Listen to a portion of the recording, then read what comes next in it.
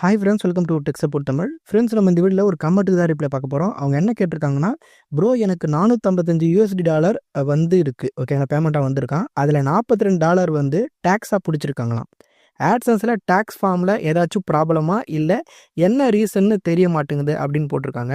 ஏன் ப்ரோ இந்த மாதிரி மைனஸ் ஆயிருக்கு, இந்த மாதிரி பண்ணுவாங்களா அப்படின்னு கேட்டிங்கன்னா, கண்டிப்பாக பண்ணுவாங்க. உங்களுக்கு $42 மைனஸ் பண்ணியிருக்காங்க. உங்களுக்கு நிறைய கூட பண்ணலாம், இல்லை கம்மியாக கூட பண்ணலாம். பொதுவாக ஆட்சன்ஸில் 2 விதமான இடத்துல பார்த்தீங்கன்னா உங்களுக்கு மைனஸ் பண்ணுவாங்க. ஓகேங்களா, அதாவது 2 இடத்துல மைனஸ் ஆகும். அது 2த்தையும் ஃபுல்லாகவே எக்ஸ்பிளைன் பண்ணுறேன். இதில் ஃபஸ்ட்டு வந்து உங்களுக்கு பேமெண்ட் சென்ட் பண்ணுறாங்க பார்த்தீங்களா, அந்த இடத்துல போய் செக் பண்ணி பாருங்கள். அதாவது பேமெண்ட் இன்ஃபோ இருக்கும். அதில் ட்ரான்சாக்ஷன் ஹிஸ்ட்ரி எடுத்து பார்த்தீங்கன்னா உங்களுக்கு automatic payment, wire transfer to bank account அப்படின்னு போட்டு உங்கள் அக்கௌண்ட் நம்பர்லாம் போட்டு உங்களுக்கு பேமெண்ட் சென்ட் பண்ணியிருப்பாங்க. இது கீழே பாருங்கள், ஸ்டார்டிங் பேலன்ஸ் இருக்குது பார்த்தீங்களா, இதுதான் உங்களுடைய ஒரிஜினல் அமௌண்ட். அதாவது $200.75 வந்திருக்கு. இது வந்து என்னோட ஆட்சன்ஸ் என்னோட யூடியூப் அனலிட்டிக்ஸில் வந்து காட்டுற அந்த ரெவன்யூ டேப்பில் காட்டுற அந்த அமௌண்ட். இதுதான் நான் யூடியூப்பில் சம்பாதிச்ச பைசா. ஆனால் எனக்கு பேமெண்ட் சென்ட் பண்ணது $197.49 தான் சென்ட் பண்ணியிருக்காங்க. அதில் $3.26 மைனஸ் பண்ணியிருக்காங்க. இது எதனால் மைனஸ் பண்ணியிருக்காங்க, அவங்களே பக்கத்தில் ரீசன் கொடுத்துருக்காங்க பாருங்கள். USCH போட்டு 3 டேக்ஸ் வித்ஹோல்டிங் அப்படின்னு போட்டிருக்காங்க. இது என்னன்னா, யூஎஸ் டேக்ஸ் டாக்குமெண்ட் சப்மிட் பண்ணுறீங்களே, அதுதான் இது. ஓகேங்களா, அதுக்காக தான் உங்களுக்கு மைனஸ் பண்ணியிருக்காங்க. எதுக்கு ப்ரோ இந்த மாதிரி மைனஸ் பண்ணுறாங்க அப்படின்னு கேட்டிங்கன்னா, இப்போது யூஎஸ் டேக்ஸ் டாக்குமெண்ட் சப்மிட் பண்ணுறதுக்கான காரணமே என்னென்னா, அதிகமான டேக்ஸ் பிடிக்காத அளவுக்கு நம்ம கம்மி பண்ணுறோம். ஓகேங்களா, கம்மியான டேக்ஸ் பிடிக்க சொல்லி தான் நம்ம அந்த டாக்குமெண்ட் சப்மிட் பண்ணுறோம். அதுதான் யூஎஸ் டேக்ஸ் டாக்குமெண்ட். ஓகேங்களா, இப்போது அது என்ன காரணம் சொல்கிறேன். இப்போ அமெரிக்காவில் ஒரு புது ரூல்ஸ் கொண்டு வந்தாங்க ஒரு 1.5 வருஷம் 2 வருஷத்துக்கு முன்னாடி.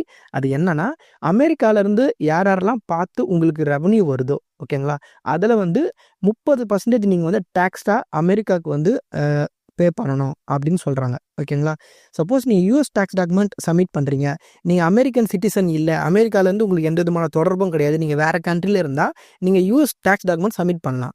அப்படி சப்மிட் பண்ணி அது ஓகே ஆகிடுச்சுன்னா உங்களுக்கு கம்மியான 15% மட்டும் தான் பிடிப்பாங்க. ஓகேங்களா, 30% பிடிக்க மாட்டாங்க.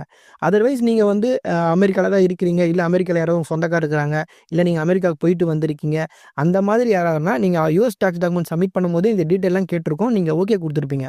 அப்படி கொடுத்தீங்கன்னா உங்களுக்கு கண்டிப்பாக 30% தான் அவங்க உங்களுக்கு டேக்ஸாக வந்து அவங்களே மைனஸ் பண்ணிவிட்டு சென்ட் பண்ணுவாங்க. ஓகேங்களா, சப்போஸ் நீங்கள் அமெரிக்கா பக்கமே போனதில்லை அப்படின்னா உங்களுக்கு 15%. அமெரிக்காவில் நீங்கள் போயிட்டு வந்துருக்கீங்க, ஒரு டச்சு போயிட்டு வந்திருக்கீங்க அப்படின்னா உங்களுக்கு வந்து 30%. அது அவங்க தான் கொடுப்பாங்க. இப்போ நீங்கள் யூஎஸ் டேக்ஸ் டாக்குமெண்ட் சப்மிட் பண்ணும்போது அதில் வந்து ஓகே ஆகிடுச்சுன்னா அங்கே காட்டும். ஓகேங்களா, அது கீழே வந்து எவ்வளோ பர்சன்டேஜ் உங்களுக்கு அப்படின்னு காட்டும். அதில் 15% யாராருக்கெல்லாம் இருக்கோ அவங்களுக்கு வந்து வெறும் 15% மட்டும் பிடிப்பாங்க. யாராருக்கெல்லாம் 30% காட்டுதோ அவங்களுக்கு 30% பிடிப்பாங்க. அவ்வளோதான். ஓகேங்களா, இன்னொரு முக்கியமான விஷயம், உங்களுக்கு மொத்த பேமெண்ட்லேருந்து 30% இல்லை 15% பிடிக்க மாட்டாங்க. அமெரிக்காலேருந்து வந்த ரெவன்யூக்கு மட்டும்தான் 15% இல்லை 30% பிடிப்பாங்க. இப்போ நான் ஒரு உதாரணத்துக்கு சொல்கிறேன். அமெரிக்காலேருந்து மட்டுமே எனக்கு $100 வந்திருக்குன்னா, நான் அமெரிக்கா தான் போயிட்டு வந்திருக்கேன், அதில் ஏதாவது பார்ட்டிசிபேட் பண்ணியிருக்கேன், ஏதாவது இது உள்ள கம்பெனியில் வேலைக்கு போகிற மாதிரி போயிட்டு வந்திருக்கேன் அப்படின்னா, எனக்கு கண்டிப்பாக வந்து யூஎஸ் டேக்ஸில் வந்து 30% தான் அவங்க கொடுப்பாங்க. அப்படி கொடுத்தாங்கன்னா நான் $100 அமெரிக்காவிலேருந்து சம்பாரிச்சிருக்கேன்ல, அதனால் எனக்கு அதில் $30 அவங்க டேக்ஸாக பிடிச்சிப்பாங்க. மீதி $70 வந்து என் பேமெண்ட்டில் சேர்த்துருவாங்க. புரியுதுங்களா, இல்லை நான் அமெரிக்கா பக்கமே போனது கிடையாது அப்படின்னா எனக்கு 15% பிடிப்பாங்க.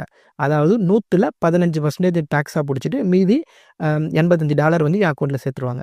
புரியுதுங்களா, இது வந்து அமெரிக்காவிலேருந்து வந்த ரெவன்யூக்கு மட்டும்தான், உங்களுடைய மொத்த ரெவன்யூவில் கிடையாது. அதையும் ஞாபகம் வச்சுங்க. அப்போது இங்கே உங்களுக்கு ஸ்டார்டிங் பேலன்ஸ் $200 காட்டுதில்ல, இது வந்து நான் மொத்தமாக சம்பாதிச்ச பைசா. இதில் எனக்கு அமெரிக்காவிலேருந்து வந்த ரெவன்யூலேருந்து 15% பிடிச்சிருக்காங்களே, அது வந்து இந்த $3.26. அப்போ இது போக மீதி வந்து $197.49. இதுதான் வந்து இந்த டேக்ஸ்லாம் போன அமௌண்ட். இது வந்து எனக்கு வந்து பேமெண்ட்டாக வந்திருக்கு. இன்னொரு முக்கியமான விஷயம், நம்மளுக்கு இந்தியாவில் வந்து நம்ம அக்கௌண்ட்டுக்கு வரும்போது இந்த $197.49 அப்படியே வருமா ப்ரோ அப்படின்னு கேட்டிங்கன்னா, அதுவும் வராது. உங்களுக்கு ஒரு $250 ஒரு $500 அது ஒவ்வொரு பேங்க்கை பொறுத்து மாறும். ஓகேங்களா, உங்களுக்கு வந்து டேக்ஸாக பிடிக்க வாய்ப்பு இருக்குது. அது எதுக்குன்னா பேங்க் சார்ஜஸ், பேங்க்லேருந்து ட்ரான்ஸ்ஃபர் பண்ணுறாங்கல்ல, அதுக்காக வந்து அந்த சார்ஜஸ் அந்தந்த பேங்க் பிடிக்கும். ஓகேங்களா, சப்போஸ் உங்களுக்கு 50,000க்கு மேலே பேமெண்ட் வருதுன்னா அதிகமாக பிடிப்பாங்க.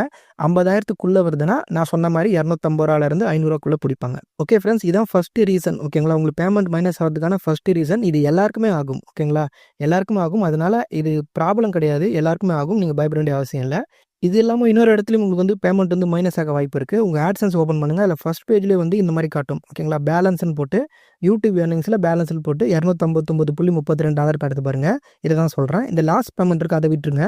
இந்த பேலன்ஸ் காட்டுற அமௌண்ட்டும் உங்க ஒயிட் ஸ்டுடியோ ஆப்ல காட்டுற அந்த பேலன்ஸும் ஓகேங்களா? அந்த பேமெண்ட்டும் சேமா இருக்கணும். ஓகேங்களா? 259.32 அப்படியே சேமா இருந்தா உங்களுக்கு எந்த பிரச்சனையும் இல்ல. நார்மலா இருக்குன்னு அர்த்தம். ஆனா அப்படி இல்லாம உங்களுக்கு வந்து ரொம்ப அதிகமான டாலர் வந்து மைனஸ் ஆயிருக்கு. அதாவது என்னன்னா, இப்போ வந்து ஒரு $1 $2லாம் மைனஸ் ஆகும். அது பிரச்சனை இல்ல. ஓகேங்களா? அது நார்மல் தான். அத விட்டுருங்க. ஆனா ஒரு $10 $20 $30 மைனஸ் ஆகுதுன்னா, நீங்க இன்வாலிட் கிளிக் ஆக்டிவிட்டி பண்ணியிருக்கீங்கன்னு அர்த்தம். அப்படின்னா என்னன்னா, உங்க வீடியோவ நீங்களே பார்த்துருக்கீங்க. அதில வர விளம்பரத்த பார்த்துருக்கீங்க. ஓகேங்களா? நீங்களே. இல்லன்னா இன்னொரு ஃபோன்ல ஹாட்ஸ்பாட் மூலமா, வைஃபை மூலமா வந்து நீங்க நெட் குடுத்து, நீங்க வந்து என்ன பண்ணியிருப்பீங்கன்னா, அதன் மூலமா பார்த்துருப்பீங்க. ஓகேங்களா? Same IP address. இப்போ உங்க வீடு இருக்குன்னா, உங்க வீட்டு பக்கத்திலேயே ஒரு 4, 5 ஓகேங்களா? வீட்டுக்குள்ளேயே ஒரு 4, 5 ஃபோன் வச்சு நீங்க உங்க வீடியோவ திரும்ப திரும்ப பார்க்குறீங்க அப்படின்னாலும், அந்த ரெவன்யூ வந்து ஃபர்ஸ்ட் உங்களுக்கு ஒயிட் ஸ்டுடியோ ஆப்ல காட்டிடும். ஓகேங்களா? நேரிடால் வந்த மாரி காட்டும். ஆனா, AdSense அக்கவுண்ட்ல உங்களுக்கு ஷோ ஆகும்போது, அத மைனஸ் பண்ணிட்டு தான் அவங்க ஷோ பண்ணுவாங்க. புரியுதுங்களா? அதனால இத நீங்க தொடர்ந்து திருப்பி திருப்பி பண்ணீங்கன்னா, உங்க AdSense அக்கவுண்ட்ட வந்து அதாவது மானிடைசேஷன கேன்சல் பண்றதுக்கும் வாய்ப்பு இருக்கு. AdSense அக்கவுண்ட்ட பிளாக் பண்றதுக்கும் வாய்ப்பு இருக்கு. அதனால அந்த மாரி பண்ணாதீங்க. உங்க ஆட்ஸ நீங்களே பார்க்கக்கூடாதுங்க. மத்தவங்க தான் பார்க்கணும். சப்போஸ் நீங்க அந்த மாரி பார்த்து உங்களுக்கு ரெவன்யூ வந்திருந்தாலும், அத வந்து மைனஸ் பண்ணிடுவாங்க. அது ஒவ்வொரு மாசமும் 10ஆம் தேதியிலேருந்து 14ஆம் தேதி உங்க AdSenseல ஷோ ஆகும்னு சொன்னேன்ல. அப்படி ஷோ ஆகும்போது இந்த பேலன்ஸ்ல காட்டும்போது, எது எதுலாம் இன்வாலிட் கிளிக் ஆக்டிவிட்டியால வந்த ரெவன்யூவோ, அத வந்து மைனஸ் பண்ணிடுவாங்க. மைனஸ் பண்ணிட்டு தான் வந்து மீதிய வந்து இங்க காட்டுவாங்க. இதுதான் உங்க ஒரிஜினல் அமௌண்ட். இதுல நீங்க $100 தாண்டி இருந்தா தான் உங்களுக்கு அதே மாசம் 21ஆம் தேதி அவங்க பேமெண்ட்டா சென்ட் பண்ணுவாங்க.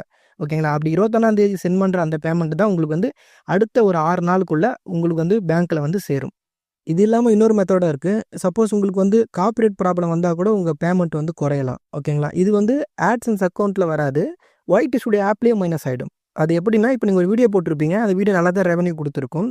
ஆனா, அதுக்கு மறுநாள் வந்து காப்பிரைட் வந்திருக்கலாம். ஆனா, அந்த ஃபர்ஸ்ட் நாள் சம்பாரிச்ச அந்த பைசா இருக்கு பார்த்தீங்களா, அது கண்டிப்பா உங்க ஒயிட் ஸ்டுடியோ ஆப்ல ஷோ ஆகும். ஆனா, காப்பிரைட் வந்து அந்த வீடியோ டெலீட் பண்ணதுக்கு அப்புறம் உங்களுக்கு அந்த ஷோ ஆன அந்த அமௌண்ட் வந்து மைனஸ் ஆகவும் வாய்ப்பு இருக்கு.